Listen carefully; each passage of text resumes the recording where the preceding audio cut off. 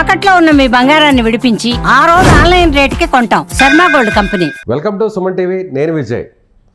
ప్రతిపక్ష హోదా కావాలంటే జగన్మోహన్ రెడ్డి జర్మనీకి వెళ్ళాలంటూ పవన్ కళ్యాణ్ చేసినటువంటి వ్యాఖ్యలు ఇప్పుడు హాట్ టాపిక్గా మారాయి. ముఖ్యంగా ప్రధాన ప్రతిపక్ష హోదా అయితే రెండవ అతిపెద్ద పార్టీగా తనకు దక్కుతుందని, కానీ జగన్మోహన్ రెడ్డికి వచ్చినటువంటి ఓట్ల కోసమే, ఓట్ల శాతాన్ని బట్టి అయితే మాత్రం ఇక్కడ కాకుండా జర్మనీ రాజ్యాంగం ప్రకారం చెల్లుబాటు అవుతుంది కాబట్టి అక్కడికి వెళ్ళాలంటూ పవన్ చేసినటువంటి కామెంట్స్ ఇప్పుడు పొలిటికల్ సర్కిల్లో హాట్ టాపిక్గా మరి. వీటి గురించి డిస్కస్ చేద్దాం. పవన్ కళ్యాణ్ చేసినటువంటి వ్యాఖ్యలు అనుకున్నటువంటి ఉద్దేశం ఏంటి? మనతో పాటు స్టూడియోలో ఉన్నారు పొలిటికల్ అనలిస్ట్ చందు శ్రీనివాస్ గారు. సార్ నమస్తే. నమస్కారం విజయ్ గారు. సో పవన్ కళ్యాణ్ మనం అనుకున్నాం నిన్న ఏం మాట్లాడతారు, ఎలా ఉండబోతుంది అసెంబ్లీలో ఆయన ప్రసంగం అనుకున్నాం, కానీ అసెంబ్లీ నుంచి బయటకు వచ్చిన ఫస్ట్ డేనే డైరెక్ట్గా జగన్మోహన్ రెడ్డిని టార్గెట్ చేస్తూ మాట్లాడారు. డైరెక్ట్ షూట్ చేసి అంతే. సో టీడీపీ కంటే కూడా ఒక అడుగు ముందుకి జేఎస్పీ వేసింది అనుకోవచ్చు జనసేన పార్టీ. 100% పవన్ కళ్యాణ్ గారు ఏం బాణం సంధిస్తాడు అనుకున్నారు, డైరెక్ట్గా బుల్లెట్ పేలింది అన్నట్టుగా. ఆయన ఊహలు ఎవరికి అందవు, ఆయన వ్యూహాలుకి పొదును పెట్టేది కూడా ఎవరికి తెలియదు. అటువంటిది ఒక పార్టీ అధినేతగా 5 సంవత్సరాలు ముఖ్యమంత్రి చేసిన వ్యక్తి, నాకు 39% ఓటు పర్సంటేజ్ వచ్చింది, నాకెందుకు ఎవరు అని హైకోర్టుకి వెళ్ళాడు, అసెంబ్లీ స్పీకర్ని అడిగారు, శాసనసభ వివరాలకి లెటర్ రాశాడు, ఎవరికి రాసినా ఇవ్వమని చెప్తున్నారు. చివరికి ఆ బాధ్యత అంతా పవన్ కళ్యాణ్ గారు తీసుకున్నట్టుంది. బాబు, నేను ముఖ్యమంత్రి, ఉప ముఖ్యమంత్రిగా, ముఖ్యమంత్రి గారు చంద్రబాబు నాయుడు గారు, ఉప ముఖ్యమంత్రిగా నేను ఇచ్చేది కాదు, నీకు ప్రజలు ఇవ్వలా, నీకు ఓన్లీ 11% పరిమితం చేశారు, నాకు 11 సీట్లకి పరిమితం, నాకు 21 వచ్చినాయి, ఆ పాత్ర నాది. రెండవ అతిపెద్ద పార్టీ, సెకండ్ లార్జెస్ట్ పార్టీ ఏంది ఆంధ్రప్రదేశ్లో అంటే జనసేన పార్టీ. మరి 151 సీట్లు ఉన్న నీకు 11 సీట్లకి పరిమితం చేశారంటే నీకు ప్రజలు వద్దనుకున్నారు కదా. నీకు ఏదో అడిగితే నేను ఓన్లీ అంటే ఇది ఎట్లా ఉందంటే సార్ విజయ్ గారు, నేను ప్రతిపక్ష హోదా ఇస్తేనే వస్తానంటావు, ఎంతవరకు సమంజసం అంటే చాలా కామన్ మ్యాన్కి కూడా, యాజ్ ఎ లామెన్గా నేను చెప్తున్నా, ప్రతి ఒక్కటి కామన్ మ్యాన్కి కూడా అర్థమైంది. అది బేసిక్ సెన్స్. నీకు 11 సీట్లు పరిమితం అయినప్పుడు ప్రభుత్వపరమైన విధానాలు ఏమన్నా తప్పుంటే, వాళ్ళు ఇచ్చిన గ్యారెంటీల్లో 6 గ్యారెంటీల ద్వారా అధికారం వచ్చారంటే ప్రజల్ని మభ్యపెట్టి అనేక ఉచితాలు నాకంటే ఎక్కువ ఇస్తామని చెప్పి అన్నారు. నేను నిజాయితీగా ఉన్నాను అంటున్నారు కదా, మరి మీరు బటన్ నొక్కారు, 2.5 లక్షల కోట్లు ఇచ్చారు అని చెప్పి అన్నప్పుడు ఎందుకు ఇలా, ఎందుకు మరి దారుణమైన సీట్లో జనసేన కూడా జనసేన కంటే తక్కువ 11 సీట్లకు వచ్చి అని ఆత్మపరీక్షలు చేసుకోవాల్సింది పోయి ఒకటే అన్నాడండి పవన్ కళ్యాణ్. దీన్ని బట్టి మీరు ఈ 5 సంవత్సరాలు మీరు కళ్ళగంటే అది జరగదు, ఫిక్స్ అయిపోండి, మీకు రాదు. ఇంత ఫిక్స్గా చివరికి స్పీకర్ గారు మిగతా వాళ్ళు చెప్పలా, పవన్ కళ్యాణ్ గారు చెప్పేసి కుండబద్దలు చెప్పేశాడు, ఇంకా రాదు అని. ఆయనకు అధికారం ఉంది, ఎందుకంటే నీకు రాదు బాబు, నీకు ఇవ్వలా, ఇది తెలుసుకోకుండా అజ్ఞానత్వం వ్యవహరించొద్దు, మీకు అదే కనుక రావాలి అనుకుంటే జర్మనీ వెళ్ళమన్నాడు. అదేవిధంగా చంద్రబాబు నాయుడు గారు నాకు కాదు అని చెప్పన్నాడు, నేను కాదు ఇచ్చేది, యాజ్ ఎ రూల్ ప్రకారం నువ్వు వెళ్ళాలి.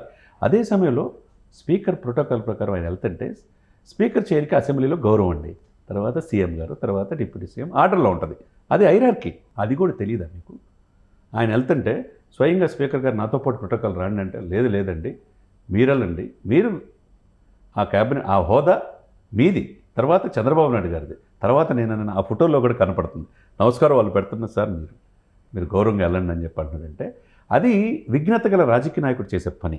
ఆయన విఘ్నత కూడా మర్చిపోయి నాకు ఇస్తారా లేదా, ఆ శాసనమండలి అయితే దువ్వాడ శ్రీనివాస్ ఎవరో ఆయన కూడా అంటున్నాడు, ఎందుకు ఎవరు మాకు అంటున్నాడు. ఏది బెదిరించి ఇస్తే మీరు 5 సంవత్సరాలు అరాచకంగా చేసి బెదిరించి అక్రమంగా కేసులు పెట్టి ఇష్టం వచ్చినట్టు వ్యక్తిగత అన్నం చేసి ఆడిందే ఆట పడిందే పాటగా మీరు వ్యవహరిస్తే ఇప్పుడు ఏ ప్రభుత్వం ఉంది అది కూడా తెలుసుకోలేకుండా వీళ్ళు వ్యవహరిస్తున్న మాట, ఆ భాష, నాయకుడు ఎలా ఉన్నారో మిగతా గెలిచిన ఎమ్మెల్సీలు కావచ్చు, మిగతా ఎమ్మెల్యేలు కావచ్చు, అదే ధోరణి కనపడుతుంది.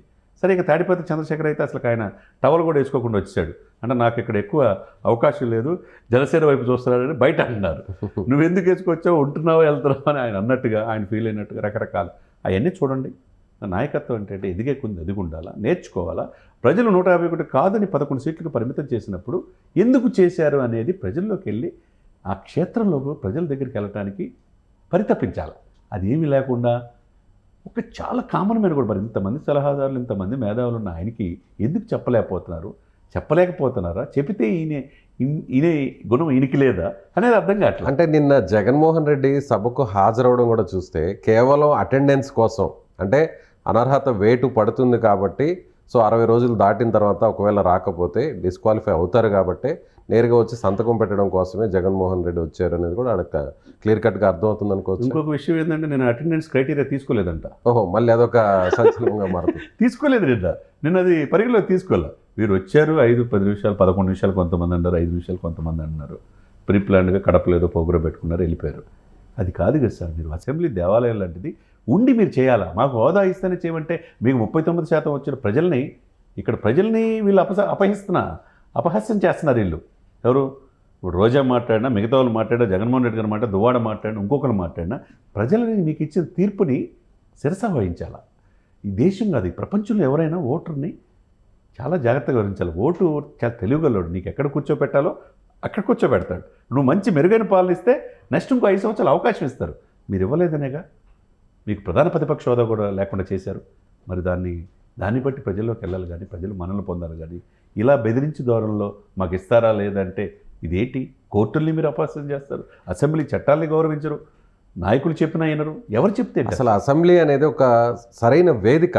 అంటే ప్రజాగళాన్ని తమ వాయిస్ని వినిపించడానికి, ఒకవేళ అధికార పక్షాన్ని టార్గెట్ చేయాలన్నా, ప్రశ్నించాలన్నా కూడా సరైన వేదిక. అలాంటి వేదికని ఎందుకో వైసీపీ కావచ్చు, జగన్మోహన్ రెడ్డి కావచ్చు దాన్ని సరిగా ఉపయోగించుకోవట్లేదు అనుకో. నిజమే సార్. ఇప్పుడు గ్రూప్ 2 మీద ఆరోపణలు డిప్యూటీ సీఎం గారు ఎందుకు స్పందించట్లేదు అంటున్నారు.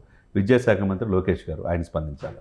గ్రూప్ 2 అవతగలు అంటున్నారు, ఇంకొకటి అంటున్నారు 6 గ్యారెంటీల్లో ఇంతవరకు మహిళలకు అంటున్నారు, ఏది మహిళకు ఉచిత బస్సు ఇవ్వలేదు, రైతులకి లేదన్న. ఇవన్నీ కూడా అసెంబ్లీ నుండి చెప్పు. అసెంబ్లీ లైవ్ కాస్ట్ ఇస్తారు కదా. అరే మా కోసం జగన్మోహన్ రెడ్డి గారు ప్రశ్నిస్తున్నాడు అనే ఆలోచన ప్రజలకు ఉంటుంది కదా. మరి మీరు బయటకు వచ్చి మేము అసలు ఉన్నాం అలిగెళ్ళిపోతే ఇది చిన్నపిల్ల చేష్టలాగా ఉంది తప్పితే, రాజ్యాంగాన్ని గౌరవించి నువ్వు 5 సంవత్సరాలు ఒక ముఖ్యమంత్రి కుమారుడిగా నువ్వు కూడా ముఖ్యమంత్రిగా చేసావు, మీరు కూడా గౌరవంగా మీకు జగన్మోహన్ రెడ్డి గారు మాజీ ముఖ్యమంత్రి అని మనం కూడా సంపాదించుకుంటాం. అటువంటిది ఎందుకు ఇంత పరిణితి లేకుండా, పరిపక్వత లేకుండా మాట్లాడుతున్నారో అర్థం కావట్లేదు సార్. అంటే అక్కడ గెలిచిన వాళ్ళలో కూడా 11 మందిలో తొలిసారి గెలిచిన వాళ్ళు కూడా ఉన్నారు. అందరికి కూడా రాజకీయ నాయకులందరికి కూడా అసెంబ్లీలోకి వెళ్ళాలి, అసెంబ్లీలో అధ్యక్ష అంటూ మాట్లాడాలి, ప్రజా సమస్యలను అక్కడ తెలపాలి, చెప్పాలి, పరిష్కరించుకోవాలి, చట్టాలు చేసేటువంటి సభలోకి వెళ్ళి గౌరవంగా మాట్లాడాలని ఒక కోరిక, ఒక ఆశయం ఉంటుంది. కానీ అలాంటి ఆశయం ఉన్నటువంటి నాయకులందరూ కూడా తొలిసారి గెలిచినా కూడా మాట్లాడేటువంటి పరిస్థితి లేకపోవడం, నిజంగా ఇది జగన్మోహన్ రెడ్డి ఒత్తిడి వల్లే ఇదంతా జరుగుతుంది అనుకోవచ్చు. ఇప్పుడు జనసేనలో ఉంది ఆ కోరిక. 21 మంది కొత్తగా గెలిచారు, కొంత దుర్గేష్ గారు లాంటి వాళ్ళు ఎమ్మెల్సీ చేశారు కాబట్టి, అంత మనోహర్ లాంటి వాళ్ళు స్పీకర్గా చేశారు కాబట్టి నడిపించారు. మిగతా అంతా కొత్త వాళ్ళే. వాళ్ళకి అవకాశం ఆ నాయకుడు ఇచ్చాడు. ఇక్కడ ఈ 11 మందికి ఇవ్వట్లా. అయినా ఏం చేస్తారు మీరు అన్నట్టు, ఒక్కసారైనా అసెంబ్లీలో అధ్యక్ష అంటే నా నియోజకవర్గ ప్రజలు చూడాలి అనే కోరిక ఉంటుంది సార్. రెండోది, ఆ నియోజకవర్గ ప్రజల సమస్యల్ని అసెంబ్లీ వేదికగా అవకాశాన్ని ఉపయోగించుకోవాలా. అలా వాళ్ళు అసలు మాట్లాడటానికి అవకాశం ఉందా సార్? ఈయన మాట్లాడు, వాళ్ళ మాట్లాడినట్టు ఉంది. చాలామంది నాయకులందరూ కూడా అసెంబ్లీలో వాళ్ళ వాగ్దాటిని చూసి కూడా భవిష్యత్తు మారిపోయిన పరిస్థితులు మనం చూసాం. ఇప్పుడు మనకి తెలంగాణ ముఖ్యమంత్రిగా ఉన్న రేవంత్ రెడ్డి గతంలో ఆయన మాట్లాడుతుంటే అసెంబ్లీలో అందరూ కూడా ఆయన ప్రసంగాన్ని అలా ఆలకించేవాళ్ళు. ఈవెన్ కేసీఆర్ కానీ, ఇప్పుడున్నటువంటి పయావులు కేశవ్ కానీ, ఆర్థిక మంత్రి, వీళ్ళందరికంటే విజయ్ గారు గొప్ప వ్యక్తి. ఆయన మాజీ ముఖ్యమంత్రి రోషయ్య గారు ఉన్నారు కొన్ని. ఆయన మాట్లాడితే ప్రతిపక్షాలు కూడా ఆయన మాటల తోటాలకి ఎవరు కూడా మాట్లాడిన పరిస్థితి ఉండేది. అది ఉందా? ఆయన 12 సార్లు బడ్జెట్ ప్రవేశపెట్టాడు. అది అవకాశాన్ని అసెంబ్లీని ఉపయోగించుకునే తీరును బట్టి ఉంటుంది. ఇలా నాకు ప్రతిపక్ష హోదా ఇస్తే తప్పితే నేను రాను, నేను అలిగాను అంటే ఇది కరెక్ట్ కాదు. అంటే నాయకత్వ లక్షణాలు కూడా ప్రజలు అక్కడే గమనిస్తారు అనుకోవచ్చా? అసెంబ్లీలో ఏ విధంగా వ్యవహరిస్తున్నారు, ఎలా మాట్లాడుతున్నారు, సమస్యలను అక్కడ ఏ విధంగా అక్కడ తీసుకొస్తున్నారు, వాటి పరిష్కారం కోసం ఏ విధంగా తన వాగ్దాటిని వినిపిస్తున్నారు, దానికి కౌంటర్గా అవతల అధికార పక్షం ఎలా రియాక్ట్ అవుతుంది, ఎవరు అక్కడ ఎడ్జ్లో ఉంటున్నారు, ఎవరు లీడ్లో ఉంటున్నారు అనేది కూడా అసెంబ్లీలో వారు మాట్లాడే ఆ ప్రసంగాన్ని బట్టి మనకు అర్థమవుతుంది. తప్పకుండా. కానీ ఆ ఛాన్స్ని వైసీపీ ఎందుకో చేతులారా సెల్ఫ్ గోల్. 175 మంది ఎమ్మెల్యేలు ప్రమాణ స్వీకారం చేసేటప్పుడు అదే చెప్తారు, ప్రజలకు అనుగుణంగా మేము వెళ్తామని. మరి ఆ ప్రమాణ స్వీకారం చేసి ఎమ్మెల్యే కానీ మీకు జీతపత్యాలు ఇస్తారు, మీకు అలవెన్సులు ఉంటాయి, మీకు కారు పాస్ ఇస్తారు, మీకు ప్రోటోకాల్ ఇది ఉంటుంది. ఇన్ని అవకాశాలు మీరు సద్వినియోగం చేసుకుంటా 5 సంవత్సరాలు ప్రజలు మీకు తీర్పిచ్చినప్పుడు అదే అసెంబ్లీ లాంటి దేవాలయంలో మీరు ఎందుకు మాట్లాడలేకపోతున్నారు? గతంలో అనేక దశాబ్దాలుగా మీకు కూడా తెలుసండి, అనేక ముఖ్యమంత్రులు వస్తుంటారు, 5 సంవత్సరాలు పోతూ ఉంటారు, కానీ ఎప్పుడు ఎవరిచ్చిన తీరుగా వైసీపీ తీరు ఈ విధంగా ఉందన్నమాట. ఇది ప్రజలు ఒకప్పుడు మనం చూసాం. చంద్ర శ్రీనివాస్ గారు, రాజశేఖర రెడ్డి గారు, చంద్రబాబు నాయుడు గారు ఇద్దరు మాట్లాడుతున్నప్పుడు అసెంబ్లీలో ఎలా ఉండేదో అందరూ కూడా చూడచక్కని విధంగా ఉండేది. ఒక్కొక్కసారి రాజశేఖర రెడ్డి గారు కొంత ఆయన బ్యాలెన్స్ తప్పినా తప్పినా తర్వాత కూడా ఆయన తర్వాత realize క్షమాపణ చెప్పి దాంట్లో నాకు కోపం records అనే లో నుంచి నాలుక తీసేయండి అని కూడా చెప్పారు. రికార్డ్స్ చెప్పేశాడు. తర్వాత కోపం అనేది నాలుగు కూడా నాది ఇదయింది, నేను ఇక చాలా మారానని చెప్పి చాలా ఆయన కూడా చెప్పాడు, అంత హుందాగా వివరించాడు. అది రాజశేఖర రెడ్డి గారి పనితీరు. మరి తండ్రిని చూసి నేర్చుకోవాలా, లేకపోతే మేధావుల గురించి సలహాలు సూచనలు అడగాల? మీతో పాటు సీనియర్స్ పెద్దిరెడ్డి లాంటి వాళ్ళు ఉన్నారు, మరి ఆయన నన్ను అడగాల? ఒకళ్ళిద్దరు సీనియర్స్ తప్పితే మీరు అందరూ బొత్స సత్యనారాయణ ఆయన ఎమ్మెల్సీగా ఆయన కూడా ఉన్నారు. ఎమ్మెల్సీ బొత్స గారు 2 సార్లు ప్రదేశ్ కాంగ్రెస్ ఉభయ రాష్ట్రాలకు అధ్యక్షుడిగా పనిచేశాడు. ఆల్మోస్ట్ సీఎం దగ్గరికి వెళ్ళాల్సిన వ్యక్తి. అటువంటి వ్యక్తులు సీనియర్ని పిలిచి ఏంటి ఈ పరిస్థితి అని చెప్పేసి అడిగితే చెప్తారు. ఉమ్మారెడ్డి లాంటి వాళ్ళు సీనియర్లు ఉన్నారు అక్కడ, వాళ్ళందరినీ ఎవరు అడిగే పరిస్థితి ఇక్కడ కనపట్ల. ఆయన అక్కడ మనం విజువల్స్లో కూడా చూస్తే జగన్మోహన్ రెడ్డి గారు బొత్స సత్యనారాయణ గారిని మీరు కూడా వెళ్ళండి, మీరు కూడా నిరసన తెలపండి అంటూ అక్కడ అన్న మనకు ఆ సైకిల్ చేసేవి కూడా మనకు అవి కనిపిస్తూ ఉన్నాయి. ఆయన వెళ్ళలేదుగా, కానీ ఆయన వెళ్ళలేదు. ఆయన తెలుసు కదా సార్, ఇప్పుడు ఈయన కొత్తగా వచ్చాడు లాస్ట్ ఇయర్. ఆయన ఎన్నో దశాబ్దాల నుంచి రాజకీయాల్లో, ఉత్తరాంధ్రలో బొత్స ఫ్యామిలీ అంటే ఆయన ఇంటి దించి వాళ్ళ భార్య ఎంపీ, వాళ్ళ అన్నదమ్ములు 2 ఎమ్మెల్యేలు, ఆయన ఎమ్మెల్యే, ఆయన మినిస్టర్గా చేశారు. ఇన్ని పదవులు వాళ్ళ ఇంటి ఉత్తరాంధ్రలో ఒక ఈ ఫ్యామిలీ, బొత్స ఫ్యామిలీ. మరి ఆయన చెప్పినంత మాత్రం వెళ్ళమన్నా ఆయన వెళ్ళాడంటే అది గవర్నర్ యొక్క స్పీచ్ని బాయ్కాట్ చేసి చించి పేపర్లు వేసినంత మాత్రాన ప్రజలు ఏదో మిమ్మల్ని అప్రిషియేట్ చేస్తారనుకుంటూ పొరపాటు. ప్రజా సమస్యలు ఎప్పుడైతే లేవనెత్తారో మీరు చెప్పినట్టు ఆ నియోజకవర్గ సమస్యల్ని ఏ విధంగా పరిష్కరిస్తారని చెప్పేసి అధికార పార్టీనే ప్రశ్నించాలా. ప్రశ్నించినప్పుడు ప్రశ్నిస్తున్నారా, మన కోసం పరితపిస్తున్నారనే భావన ప్రజల్లో ఉంటుంది అనమాట. Right sir, thank you. So ఇది పొలిటికల్ అనలిస్ట్ చంద్ర శ్రీనివాస్ గారు చెప్పినట్టుగా ఒక సరైన వేదిక. అసెంబ్లీ అనేది ఒక దేవాలయం లాంటిది. ఎమ్మెల్యేలందరూ కూడా అలాంటి దేవాలయంలో ఉండి తమ వాగ్దాటిని, ముఖ్యంగా నియోజకవర్గ సమస్యలను ప్రస్తావించే అవకాశం వచ్చినా కూడా చేజేతులా ఇది జగన్ పోగొట్టుకుంటారు. ముఖ్యంగా పవన్ కళ్యాణ్ చేసినటువంటి కామెంట్స్, డైరెక్ట్గా జగన్మోహన్ రెడ్డిని టార్గెట్ చేస్తూ చేసినటువంటి కామెంట్స్ ఇప్పుడు పొలిటికల్ సర్కిల్లో హాట్ డిస్కషన్గా మారాయి. Thank you so much. Suman టీవీలో మీ పర్సనల్ అండ్ బిజినెస్ ప్రమోషన్స్ కోసం కింది నెంబర్కి కాంటాక్ట్ చేయండి.